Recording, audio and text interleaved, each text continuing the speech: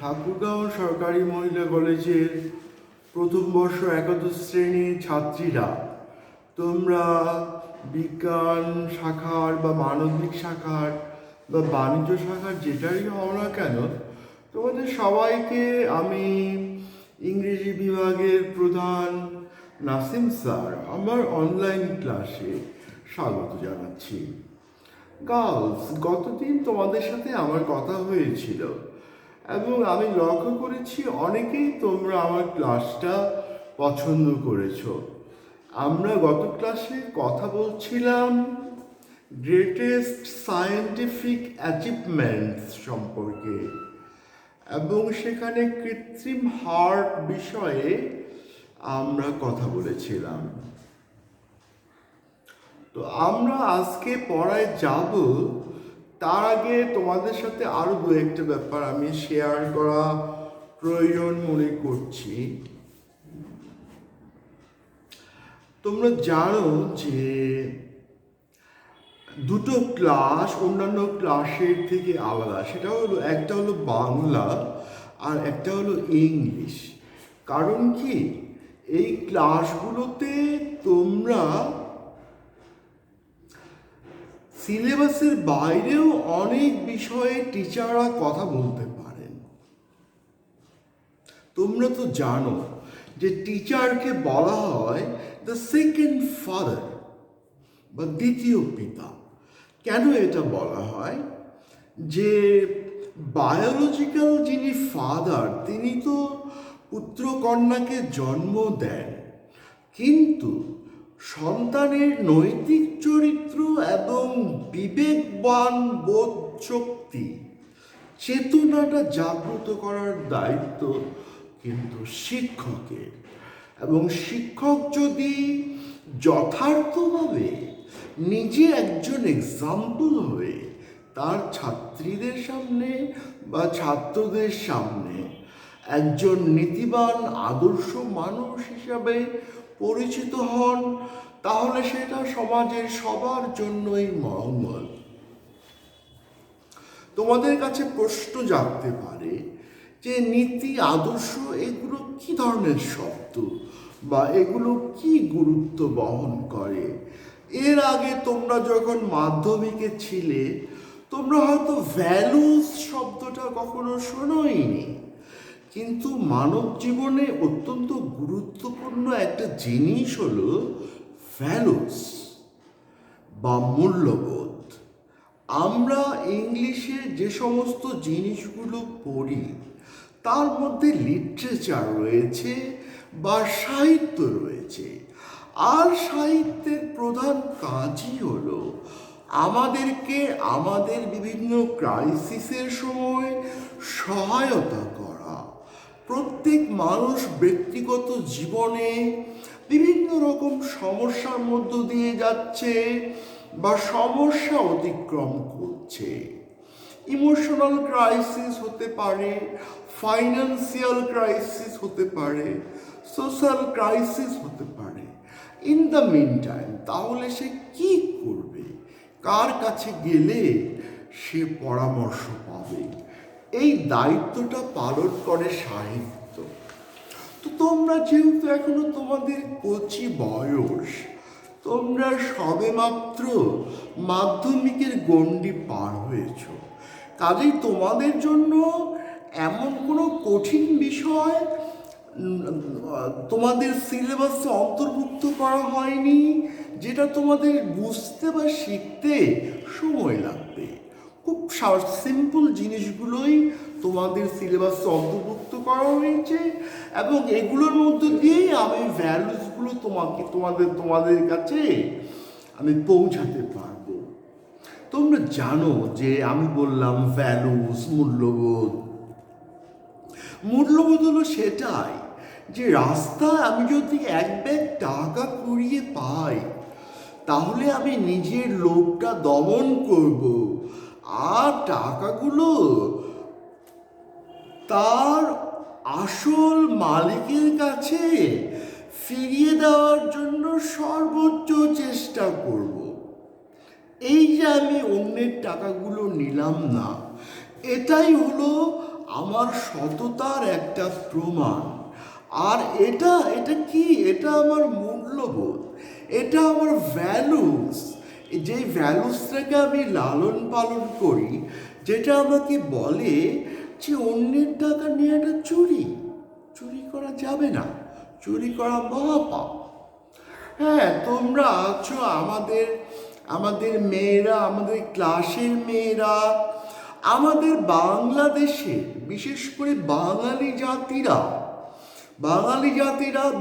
জাতির নারীরা অনেক মূল্যবোধ তারা ধারণ করে আসেন, যেগুলোর দ্বারা আমাদের সমাজটা বিকশিত হয়ে আজকের পর্যায়ে এসেছে।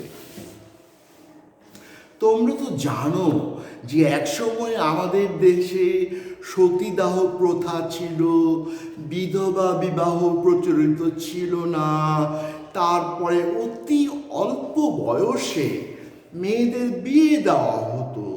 তো এই ভ্যালুসগুলো পরিবর্তন করছে কে?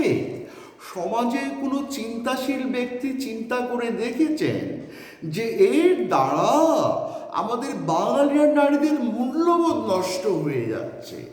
তখন তারা, যেমন বিদ্যাসাগর বা রামমোহন রায়, তারা যখন সতীদাহ প্রথা বন্ধ করলেন, তখন তারা কি চিন্তা করেছিলেন? যে এটা নারীর প্রতি নৃশংসতা ছাড়া আর কিছুই না। হ্যাঁ, কিন্তু অনেকেই ছিল যারা সতীদাহ প্রথার পক্ষে।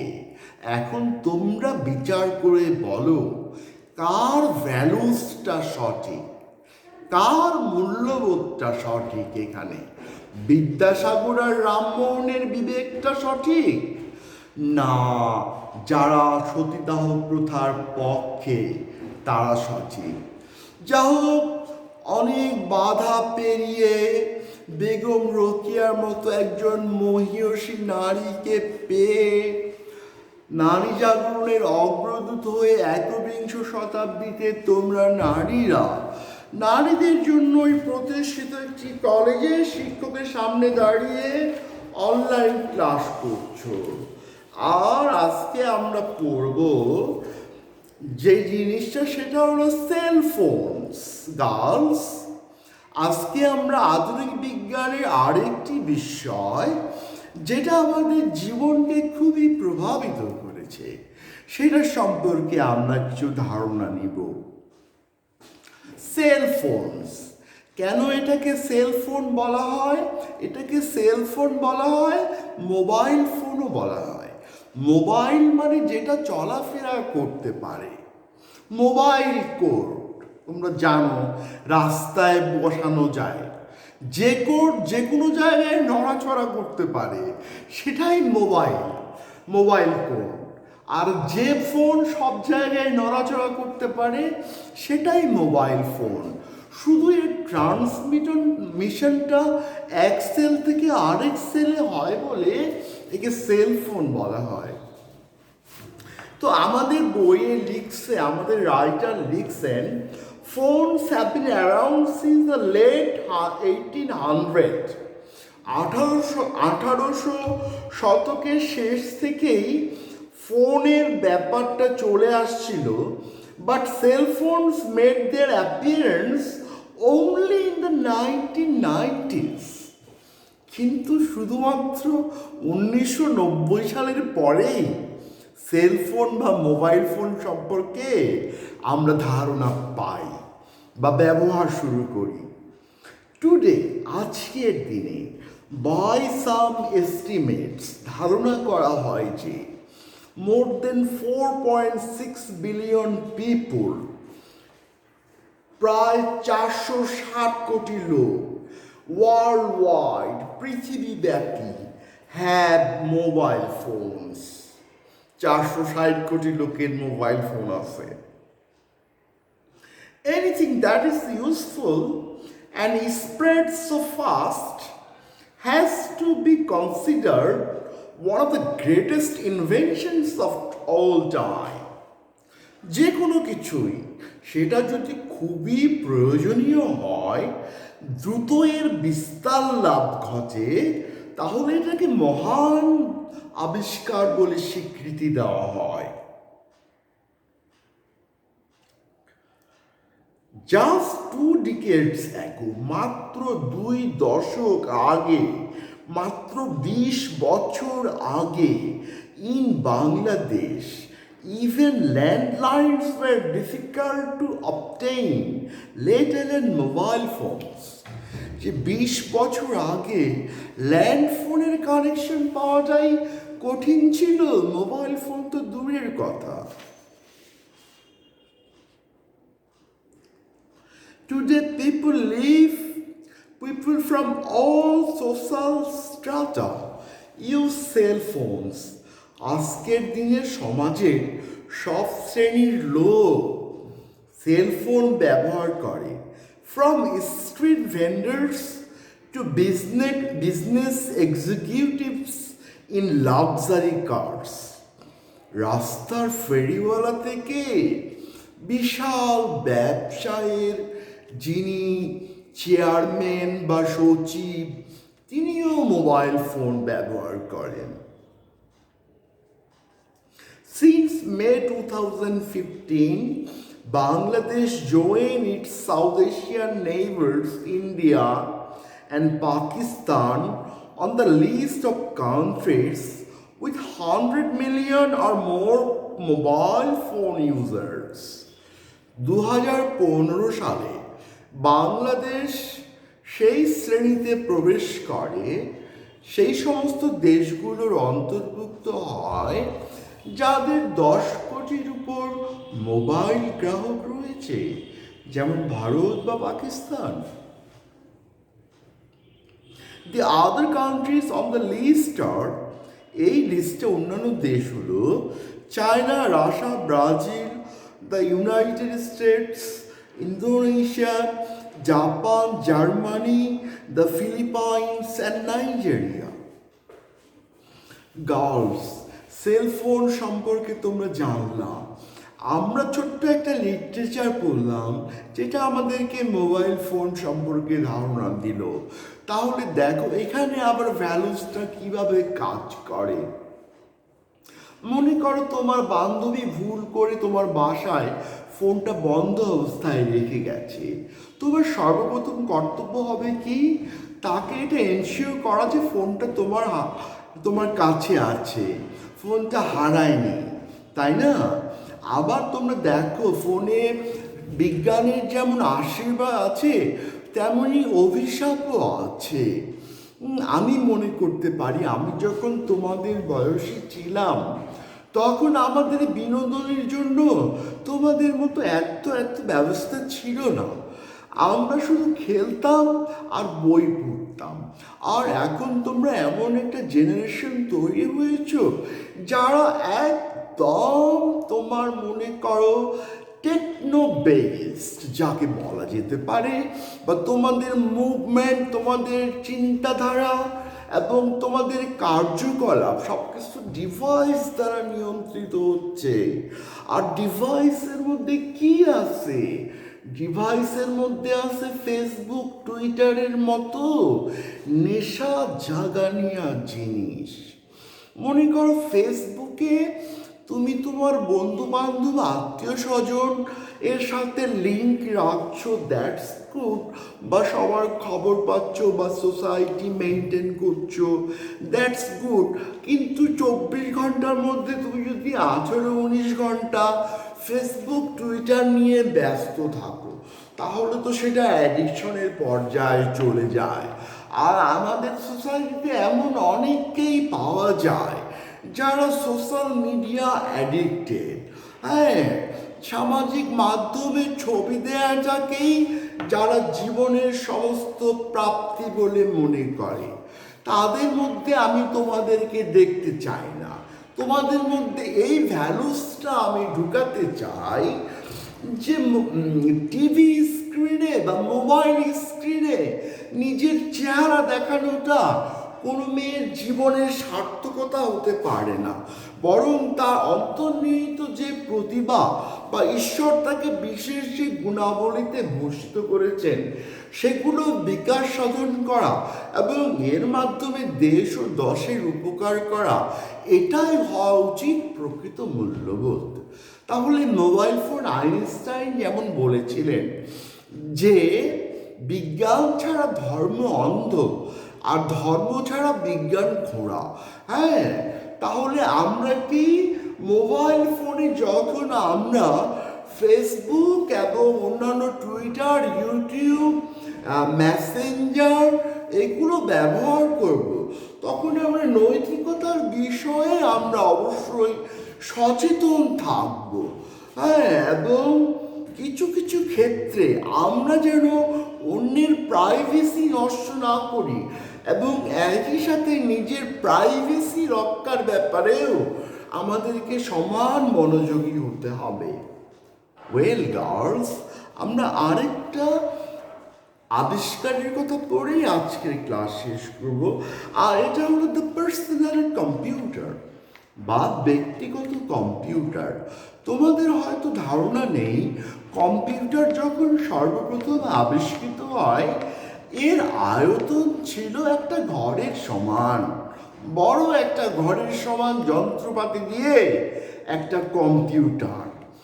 আর এখন আয়তন কমতে কমতে ডেস্কটপের পরে ল্যাপটপ, ল্যাপটপের পরে পামটপ, ক্ষুদ্র থেকে ক্ষুদ্রাকৃতির হয়ে গেছে। এর কারণ কি? Science is always going forward, science never looks behind. আমরা শুধুমাত্র ডেস্কটপ পেয়ে সন্তুষ্ট থাকতে পারি না, আমাদেরকে আরও সুবিধাজনক উপায় আবিষ্কার করতে হবে, আর বিজ্ঞানীরা তাই করেছেন। Today we take for granted that we have one machine that always allows us to access the internet. আজকে আমরা স্বীকার করে নেই যে আমাদের এমন একটা যন্ত্র আছে যার মাধ্যমে আমরা ইন্টারনেটে ঢুকতে পারি, ডু ওয়ার্ড প্রসেসিং, শব্দ তৈরি করতে পারি, ইউজ এ ক্যালকুলেটর ব্যবহার করতে পারি, ওয়াচ টিভি, সেখানে টিভিও দেখতে পারি, প্লে গেম খেলতে পারি, and do a host of other things, এবং অনেক অনেক অনেক কিছু করতে পারি কম্পিউটারের সাহায্যে। But the personal computer only became available to consumers in 1974.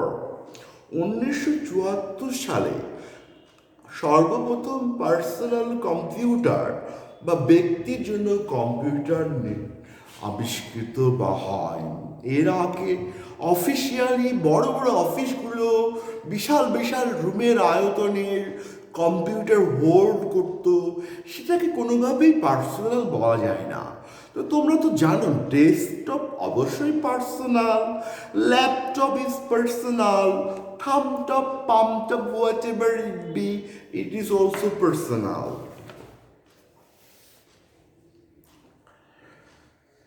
Things really took off when Microsoft Windows was introduced in 1985.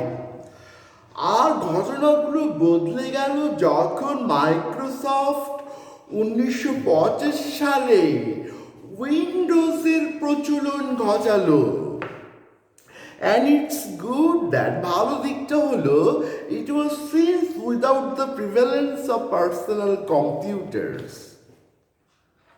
the internet wouldn't have had nearly as big an impact as it was ever seen. ব্যক্তিগত computer না থাকলে আমরা ইন্টারনেটের মাধ্যমে এতভাবে উপকৃত হতে পারতাম না। পার্সোনাল কম্পিউটার আছে বলেই আমরা অধিকতর কার্যকরভাবে ইন্টারনেটকে ব্যবহার করছি।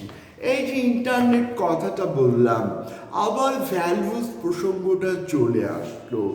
গার্লস, ভ্যালুস, কেন তোমরা ভ্যালুস আমাকে বলতে শুনছো? কেন আমি বারবার এই শব্দটা উচ্চারণ করছি? কারণ আমি আসলে এমন সব মেয়েদের সামনে আমি কথা বলছি যারা হাজার বছরের বাঙালি নারীর মূল্যবোধ ধারণ করে। হ্যাঁ, এবং এই বাঙালি নারীর মূল্যবোধকে তোমাদেরকে আরো সামনে এগিয়ে নিয়ে যেতে হবে। তোমরা তো দেখো যে ওয়েস্টার্ন কান্ট্রিগুলোতে ওখানে তাদের সামাজিক অনুশাসন এবং ধর্মীয় অনুশাসনের থেকে আমাদের বাঙালি নারীদের মূল্যবোধ আলাদা। তোমরা সবাই প্রাপ্তবয়স্ক এবং আমি কি বলতে চেয়েছি তোমরা অবশ্যই বুঝেছ। কাজেই পাশ্চাত্য আমেরিকা ইউরোপের মেয়েরা কি হচ্ছে না হচ্ছে ওগুলো দেখার আমাদের প্রয়োজন নাই। আমাদের একজন রোকেয়া আছেন, তাকে সামনে রেখে আমরা নিজের পায়ে দাঁড়াবার ব্যবস্থা করব এবং হাজার বছরের বাঙালি নারী যে মমতাময়ী শালীন রূপ সেটাকে আরো সামনের দিকে এগিয়ে নিয়ে যাব। এই হোক আমাদের প্রত্যাশা। Okay girls, thank you very much.